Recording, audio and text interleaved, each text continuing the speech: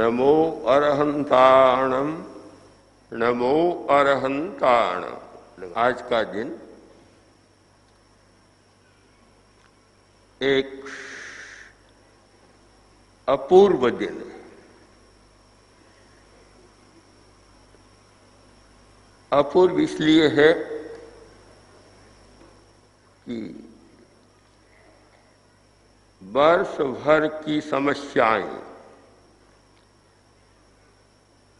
वर्ष भर के मानसिक तनाव और पूरे वर्ष में होने वाले उतार चढ़ाव, पूरे वर्ष में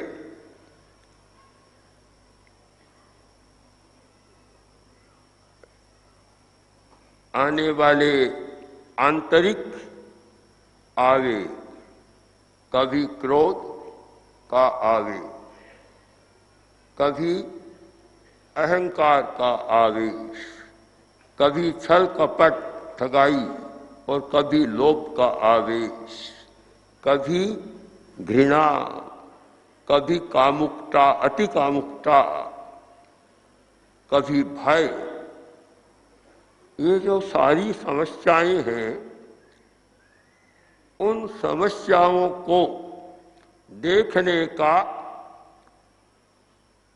और उन समस्याओं का समाधान खोजने का दिन है आज का दिन।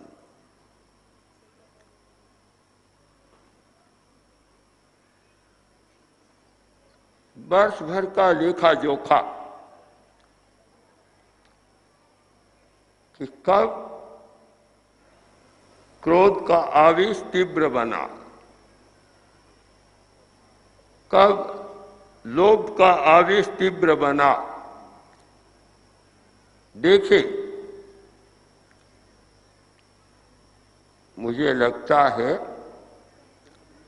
कि वर्तमान में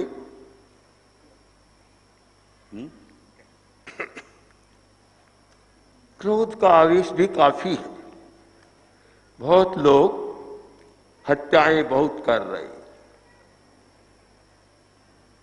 कल ही समाचार पत्र में पढ़ा कि पुत्र ने पिता की हत्या कर दी। कभी पढ़ते हैं कि पिता ने पुत्र की हत्या कर दी। पूरे वर्ष में हजारों घटनाएं ऐसी होती हैं, हजारों हजारों। कभी लोभ का आवेश इतना प्रबल है कि कुछ कहा नहीं जा सकता।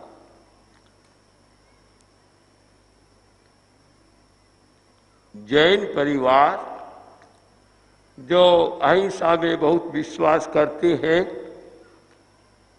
उनमें भी ये लोभ के कारण काफी समस्याएं बढ़ रही हैं।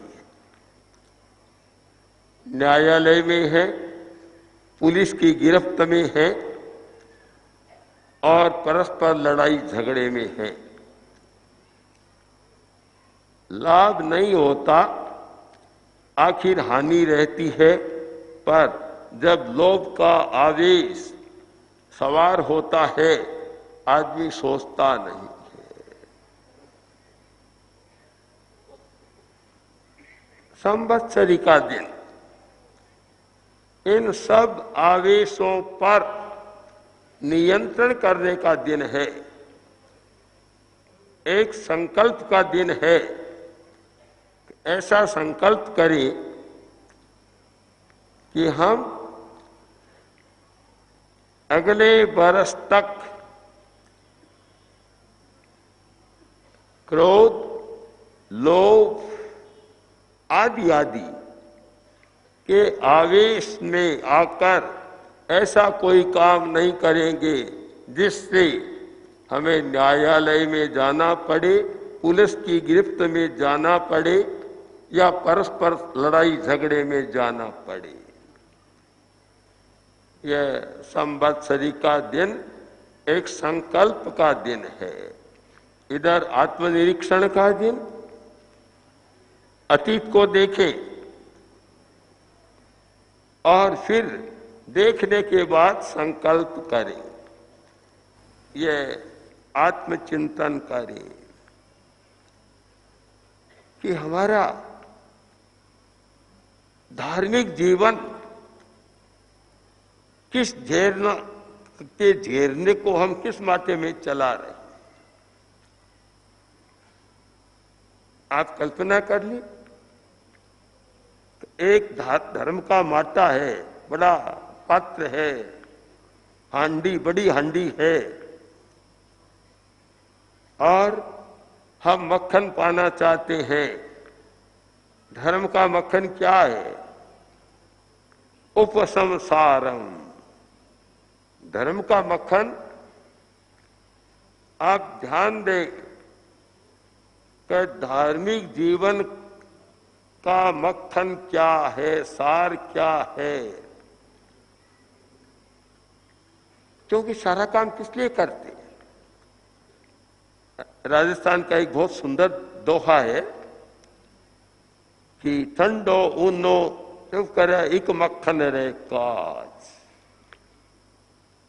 कभी दूध को ठंडा किया, पहले गर्म किया, फिर ठंडा किया, जामन दिया, ये सारा किस लिए?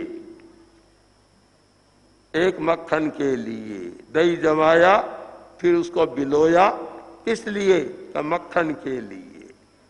धार्मिक लोग कभी सामायिक करते, कभी पोषण करते हैं, कभी उपवास करते हैं, कभी ऊनोदरी करते हैं, कभी एकासन करते हैं, और पता नहीं तपस्या के नए नए नाम इतने हो गए कि हमें भी समझने में कठिनाई है। कभी चंदन बाला का तिलक करते हैं, हम तो जानते नहीं क्या होता, और भी पता नहीं कितने नाम कर लिए। सब किस लिए कर रहे हैं? इस पर सोचना। आज संवत्सरी के दिन इस पर सोचें कि हम ये सारा किस लिए कर रहे हैं। चिंतन करें एक मिनट। हम सारी धर्म की क्रिया किस लिए कर रहे हैं? आप बोलकर नहीं, अपने मन में प्रयोजन खोज ले। प्रयोजन। कोई भी समझदार आदमी बिना प्रयोजन काम नहीं करता। एक प्रयोजन होना चाहिए, एक उद्देश्य होना चाहिए।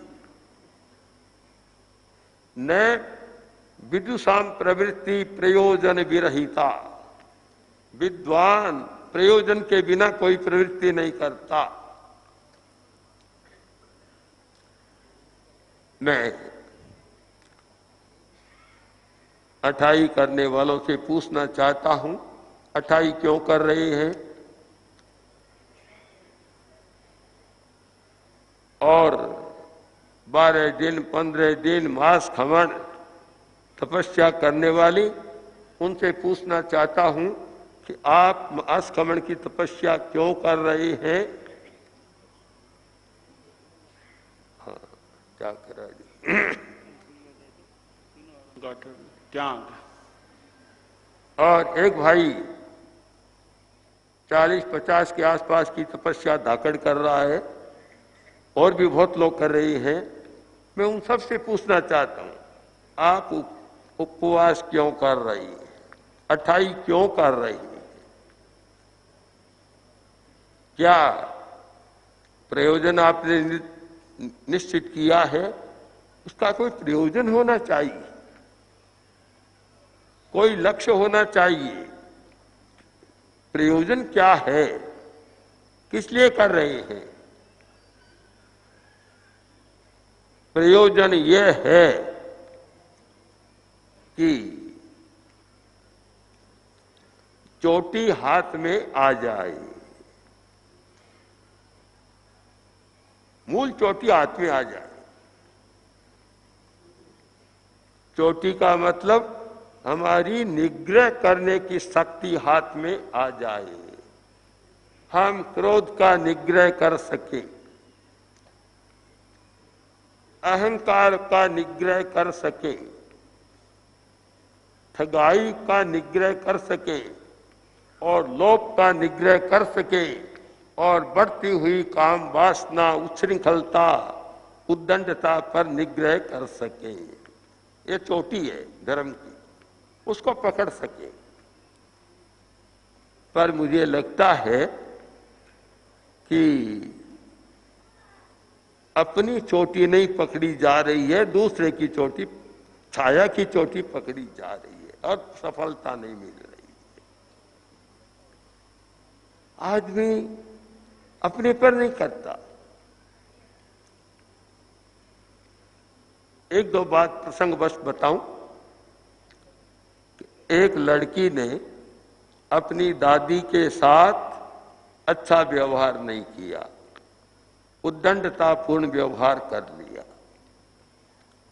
मां ने कहा, बेटी तूने अच्छा नहीं किया, तुम जाओ और कान पकड़कर दादी से क्षमा मांगो। लड़की गई और वापस आई, बोली मां मैंने कान पकड़कर क्षमा मांग ली। अरे किसका पकड़ा? मैंने दादी का कान पकड़कर क्षमा मांग। पकड़ना तो अपना था, दादी का कान पकड़ लिया। एक विपर्यास हो रहा है वर्तमान की जीवन शैली में। दूसरी बात, एक बच्चा दौड़ रहा था,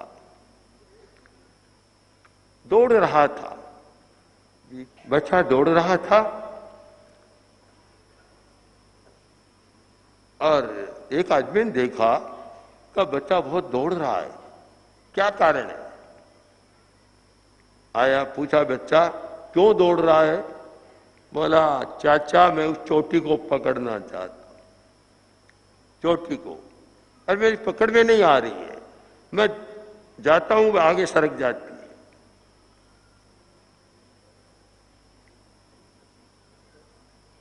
समझदार आदमी ने कहा कि देखो छाया की चोटी को तुम नहीं पकड़ सकोगे, मूल चोटी को पकड़ो। हाथ उठाया, उसकी चोटी पर ले गया, पकड़ा और वह चोटी भी पकड़ में आ। हम धार्मिक जीवन में विचार करें कि छाया की चोटी को पकड़ने का प्रयत्न न करें, मूल चोटी को पकड़े, मूल को पकड़े। चाहे हम तपस्या करें, औषध करें और क्रियाकांड करें, पर मूल की चोटी को हाथ में रखें। और वह मूल की चोटी क्या है? कसाय पर विजय। जैन धर्म का या किसी भी आध्यात्मिक धर्म का सार यह है कि क्रोध पर विजय पाओ, अहंकार पर विजय प्राप्त करो, छल कपट की वृत्ति पर विजय पाओ और लोभ पर विजय पाओ। यह धर्म की यह मूल चोटी है। निग्रह यहां से होगा। धर्म की चोटी है कसाय विजय। लगता यह है कि मूल चोटी को नहीं पकड़ा जा रहा है, छाया की चोटी को पकड़ने का प्रयत्न ज्यादा हो रहा है। हमें चिंतन करना है, मंथन करना है अपना। आज का युग वैज्ञानिक युग है, जहां सूक्ष्म तत्व की खोज होती है। वैज्ञानिक का मतलब कि जो अज्ञात तत्व की खोज करने वाला, सूक्ष्म तत्व की खोज करने वाला, वह युग है आज। आज केवल स्थूलता के आधार पर नहीं चल सकते, हमें सूक्ष्म तत्व की खोज करना है। और मुझे यह कहने में संतोष, आनंद और सात्विक गर्भ का अनुभव होता है कि जैन आचार्यों ने सूक्ष्मता के सागर में डुबकियां लगाई है, गोते लगाए हैं और इतने नए नए सत्य खोजे हैं। हमारे पास भंडार भरा है, पर हम अब मूल चोटी को नहीं पकड़ रहे हैं।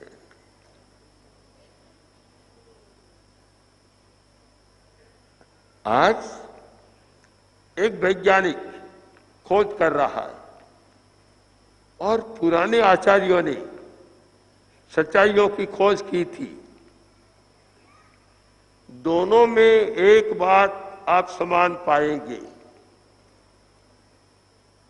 चाहे वैज्ञानिक धार्मिक आस्था वाला है या नहीं है मुझे नहीं पता, नहीं हो सकता और हो भी सकता है, किंतु इतना सच है कि जो वैज्ञानिक बड़े रहस्यपूर्ण सत्य की खोज में लगेगा वह अनायास उसे कसाई विजयी होना पड़ेगा। लड़ाई झगड़ा करता रहे वह कभी सत्य की खोज नहीं कर सकता। अहंकारी बना रहे वह सत्य की खोज नहीं कर सकता।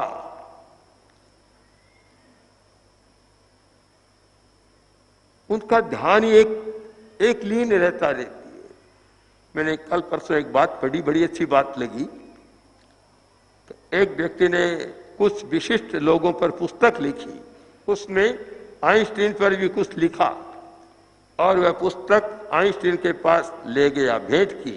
आइंस्टीन ने पढ़ा, पढ़कर बोला भैया बहुत अच्छा काम किया, मेरी घटना लिखे मुझे तो याद ही नहीं, तूने कहां से लिख दी है, मुझे पता ही नहीं, मुझे याद भी नहीं। वह बाहर की बातों में नहीं रहता। हमें भी ध्यान देना है कि बाहर की बातों में नहीं रहना है। जो व्यक्ति सूक्ष्म की खोज करेगा उसे क्रोध शांत रखना पड़ेगा, विनम्र भी होना पड़ेगा, अहंकार शांत रहेगा, छल कपट से भी दूर रहेगा और लोभ भी शांत रहेगा और आहार का संयम रहेगा और काम वासना शांत रहेगी, तब कोई व्यक्ति सूक्ष्म सत्य की खोज कर सकता है। मैं आज भी सोचता हूँ, आज जैन समाज में बहुत प्रोफेसर हैं, साइंस के प्रोफेसर हैं, फिजिक्स के हैं, अनेक शाखाओं के हैं, रसायन शास्त्र के हैं। वे सब लोग एक मन में आकांक्षा पैदा करें कि हमें जैन धर्म को एक वैज्ञानिक स्तर पर प्रस्तुत करना है, तो शायद बहुत बड़ा काम हो सकता है। आचार्य तुलसी ने अध्यात्म और विज्ञान इन दोनों के समन्वय की कल्पना की, कार्य शुरू किया और हमें सफलता मिली। अनेक वैज्ञानिक जो चोटी के वैज्ञानिक थे, उन्होंने जैन धर्म को तत्व को समझने का प्रयत्न किया। राजा रमन्ना जो प्रसिद्ध वैज्ञानिक थे हिंदुस्तान के, आचार्य तुलसी के पास आए और बोले आचार्य जी, साधुवाद और अनेकांत को समझने की मेरे मन में बहुत वर्षों से जिज्ञासा है, पर मौका नहीं मिला। आज मैं आपके पास आया हूं। आचार्यवर ने मुझे आदेश दिया, मैं बैठा, उन्हीं दुलहराज जी थे और राजा रमन्ना, एक कमरे में हम तीनों जाकर बैठ गए। 1 घंटा तक बात की हमने। 1 घंटा में राजा रमन्ना ने लगभग 20 बार का ज्यादा कहा होगा कि इट इज वेरी साइंटिफिक, यह तो बहुत वैज्ञानिक धर्म है, वैज्ञानिक बात है।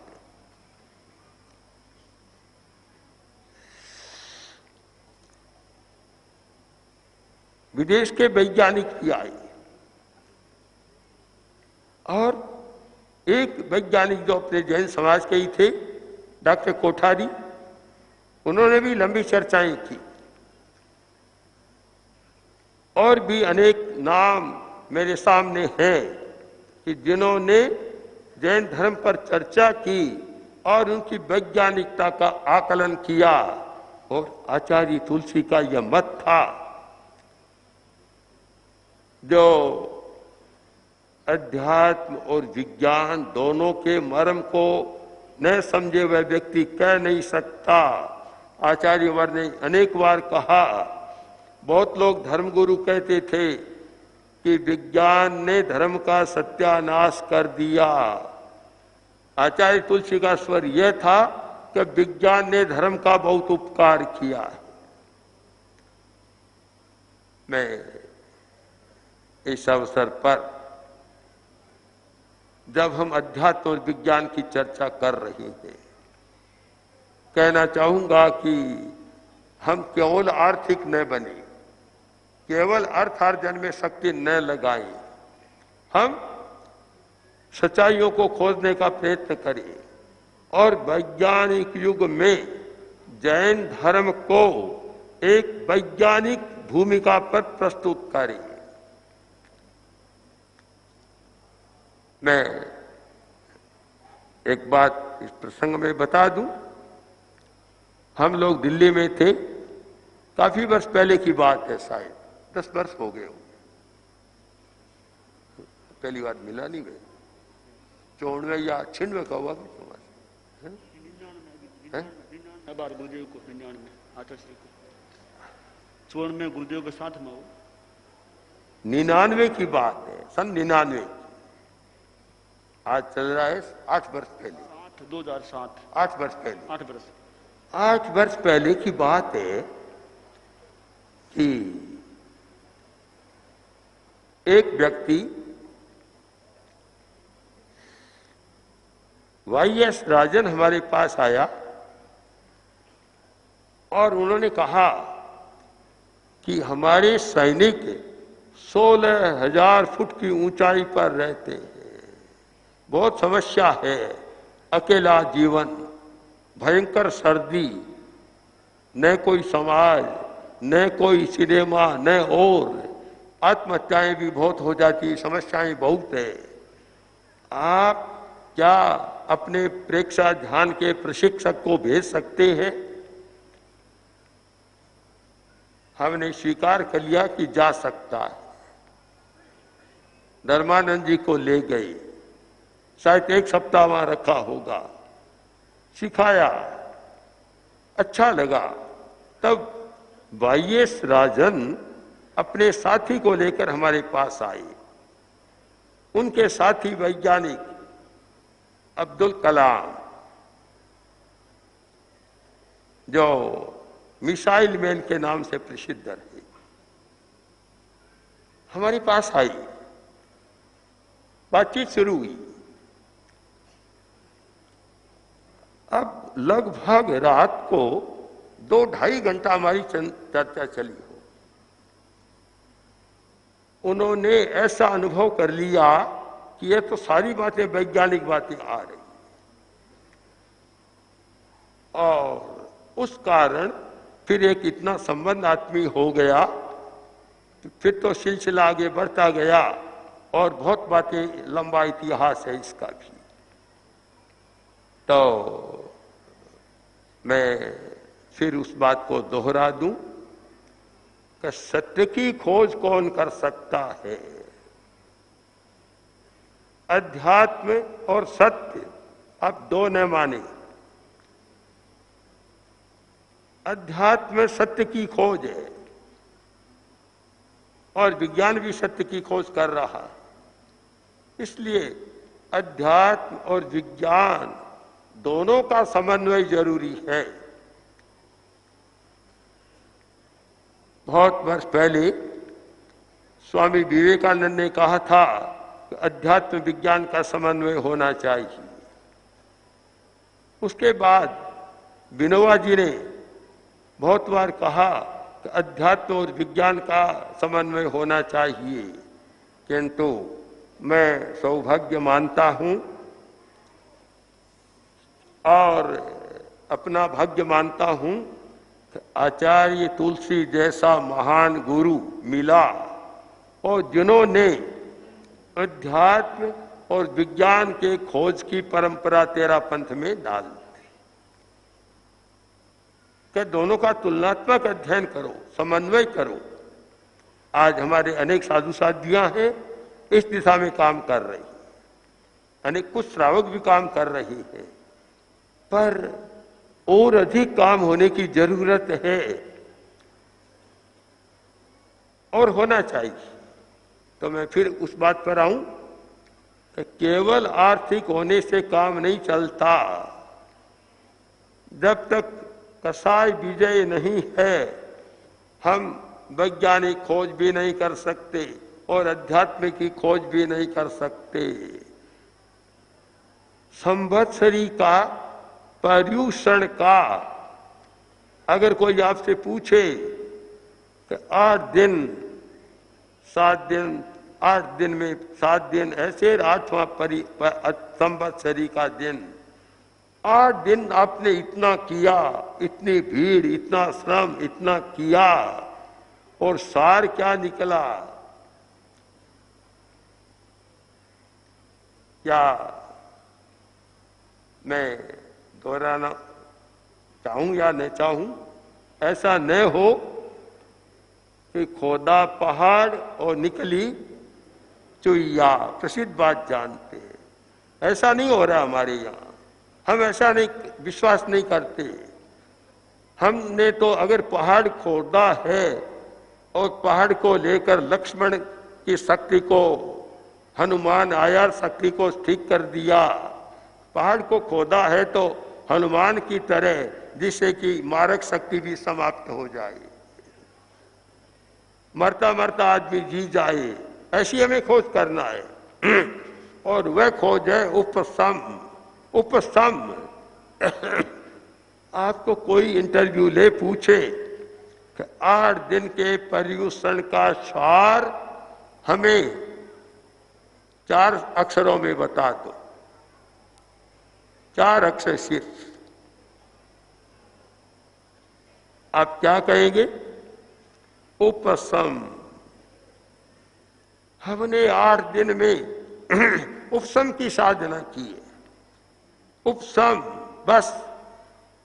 शायद उपशम भगवान महावीर का प्रिय शब्द है। उपशम, भगवान महावीर वीतराग थे। राग नहीं, द्वेष नहीं, प्रियता नहीं, अप्रियता नहीं।